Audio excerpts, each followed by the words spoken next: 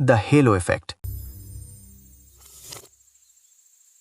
तुम एलन और बेन के बारे में क्या सोचते हो? Alan is intelligent, industrious, impulsive, critical, stubborn, and envious.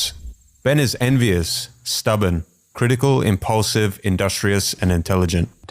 अगर तुम ज्यादा लोगों जैसे हो तो तुम एलन को बेन से बेटर लाइट में देखोगे, भले ही जो ट्रेट्स मेंशन किए गए हैं वो बिल्कुल सेम है। हेलो इफेक्ट के केस में सीक्वेंस मैटर करता है। जो पहली इंफॉर्मेशन हमें मिलती है उसे ज्यादा वेट दिया जाता है। पहली इंफॉर्मेशन हमें जल्दी से अपने दिमाग में उस इंसान या सिचुएशन की एक स्टोरी बनाने में मदद करती है। हाँ, एलन स्टबर्न और एनवियस है, लेकिन वो इसलिए क्योंकि वो इंटेलिजेंट है और बिजनेस में जीतना चाहता है। हाँ, बेन इंटेलिजेंट है, लेकिन वो अपनी इंटेलिजेंस को जेलस तरीके से यूज करता है। जब तुम किसी को डेट करना शुरू करते हो, रिलेशनशिप में दोनों लोग अपने बेस्ट बिहेवियर पर होते हैं। तुम उस इंसान के अराउंड पॉजिटिव थॉट्स का एक हेलो डेवलप करना शुरू कर देते हो। छोटी छोटी ट्रेट्स जो तुम्हें पसंद नहीं आती धीरे धीरे सामने आने लगती हैं, लेकिन अक्सर अननोटिस्ड रह जाती हैं, क्योंकि हेलो पॉजिटिव इमोशंस और इनिशियल इन्फॉर्मेशन जो तुमने गैदर की थी वो नेगेटिव्स को ब्लाइंड कर देता है। रिलेशनशिप का हनीमून फेज अक्सर वो टाइम होता है जब हेलो इफेक्ट तुम्हारे जजमेंट को सबसे ज्यादा इन्फ्लुएंस करता है। अगर हमें पता चले कि कोई प्रेस्टिजियस यूनिवर्सिटी से ग्रेजुएट हुआ है तो हेलो इफेक्ट बिना किसी एविडेंस के उस इंसान के बाकी ट्रेट्स को डिस्टॉर्ट कर देता है जो हम उसे एट्रीब्यूट करते हैं। बर्नी मैडॉफ वॉल स्ट्रीट का डार्लिंग था, एक लेजेंडरी इन्वेस्टर। उसकी कंपनी के अमेजिंग रिटर्न्स और रेप्यूटेशन वो हेलो थे जिन्होंने लोगों को ये कंक्लूड करने पर मजबूर किया कि उसकी कंपनी ट्रस्टवर्दी भी होगी। हेलो ने उन नंबर्स को आउटशाइन कर दिया जो सेंस नहीं बना रहे थे, और उस अंडरलाइंग फैक्ट को भी कि वो हिस्ट्री का सबसे बड़ा पॉन्जी स्कीम चला रहा था। कई स्टडीज ने दिखाया है कि अट्रैक्टिव लोग ऑटोमेटिकली ज्यादा नाइस, ज्यादा ऑनेस्ट और ज्यादा इंटेलिजेंट परसीव किए जाते हैं। हेलो इफेक्ट स्कूल्स में भी मिलता है। अगर एक स्टूडेंट 2 ऐसे क्वेश्चंस का जवाब देता है और टीचर पहले ऐसे को हाई ग्रेड देता है तो वो सबकॉन्शियसली उसे ज्यादा वेट देता है और दूसरे ऐसे को भी हाई ग्रेड देने का टेंडेंसी होता है, और लो ग्रेड्स के केस में भी वाइस वर्सा। वर्क एनवायरनमेंट में ज्यादा मीटिंग्स का स्टैंडर्ड प्रैक्टिस होता है किसी टॉपिक पर ओपन डिस्कशन करना।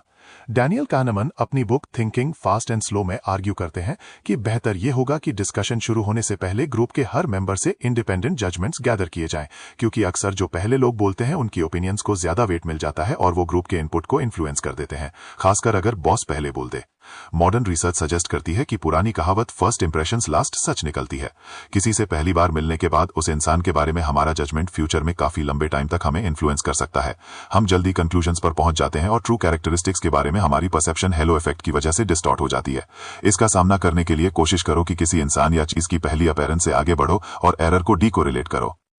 याद रखो, तुम्हारा ब्रेन तुम्हारी मदद करने की कोशिश कर रहा होता है by making the most complete story जो वो बना सकता है लिमिटेड इन्फॉर्मेशन से जो उसे दी गई है। प्रॉब्लम यह है कि ये मेंटल शॉर्टकट स्टोरीज जो हम खुद को किसी इंसान या चीज के बारे में बताते हैं अक्सर रियलिटी से इनएक्यूरेट होती हैं।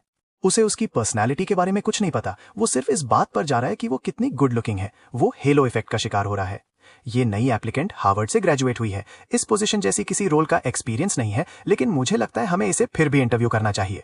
चलो मीटिंग से पहले इस टॉपिक पर आइडियाज इंडिपेंडेंटली गैदर करते हैं। मैं नहीं चाहता कि मेरी आइडियाज ग्रुप को इन्फ्लुएंस करें। Gamblers fallacy. 3 बार कॉइन फ्लिप होता है और हर बार हेड्स आता है। मान लो कोई तुम्हें मजबूर करता है कि तुम अपने हजारों डॉलर्स नेक्स्ट टॉस पर वेजर करो। क्या तुम हेड्स पर बेट करोगे या टेल्स पर? अगर तुम ज्यादा लोगों की तरह सोचते हो तो तुम ऑलमोस्ट हमेशा टेल्स चूज करोगे, जबकि हेड्स इक्वली लाइकली है। लेकिन क्यों? हम यूनिवर्स में किसी न किसी बैलेंसिंग फोर्स पर बिलीव करते हैं। अगर हम लोगों से पूछें कि कौन सी सीक्वेंस ज्यादा प्रोबेबल है, ज्यादा लोग ऊपर वाली सीक्वेंस चूज करेंगे, लेकिन दोनों सीक्वेंसेस इक्वली प्रोबेबल है। हम जनरली चांस से स्ट्रीक्स होने की लाइक्लीहुड को अंडर एस्टिमेट करते हैं। गैम्बलर्स फैलेसी की वजह से हमें लगता है कि अब कुछ चेंज होना चाहिए, लेकिन कोई बैलेंसिंग फोर्स होती ही नहीं। कॉइन याद नहीं रख सकता कि हेड्स 3 बार लगातार आया था, बॉल याद नहीं रख सकती कि वो अभी ब्लैक पर लैंड हुई थी। कसिनोज गैम्बलर्स फैलेसी को पसंद करते हैं क्योंकि ये गैम्बलर के दिमाग में इल्यूजन क्रिएट करता है कि वो प्रेडिक्ट कर सकता है कि डाइस या रूलेट व्हील का बैलेंस नेक्स्ट कहां जाएगा। ये फैलेसी हर जगह अप्लाई हो सकती है जहां डिसीजंस की सीक्वेंस होती है। मल्टीपल चॉइस एग्जाम में जब तुम 5 सीज लगातार आंसर कर देते हो और ऑकवर्ड फीलिंग आती है, ये वही फैलेसी का काम है। यूनिवर्सिटी ऑफ शिकागो की एक रिव्यू में पाया गया कि असाइलम जजेस 19% कम लाइकली थे असाइलम अप्रूव करने के लिए अगर उन्होंने पिछले 2 केसेस अप्रूव किए थे। वहीं इंसान लोन के लिए अप्लाई करे तो उसे लोन मिलने की ज्यादा पॉसिबिलिटी होती है अगर पिछले 2 एप्लीकेंट्स रिजेक्ट हुए थे, और रिजेक्ट होने की ज्यादा पॉसिबिलिटी होती है अगर पिछले 2 एप्लीकेंट्स अप्रूव हुई थी। सिमिलर फाइंडिंग्स बेसबॉल अंपायर्स के साथ भी मिली। अपने आसपास इंडिपेंडेंट और इंटरडिपेंडेंट इवेंट्स को ध्यान से देखो। इंडिपेंडेंट इवेंट्स नेचर के किसी बैलेंसिंग फोर्स से इन्फ्लुएंस नहीं होते।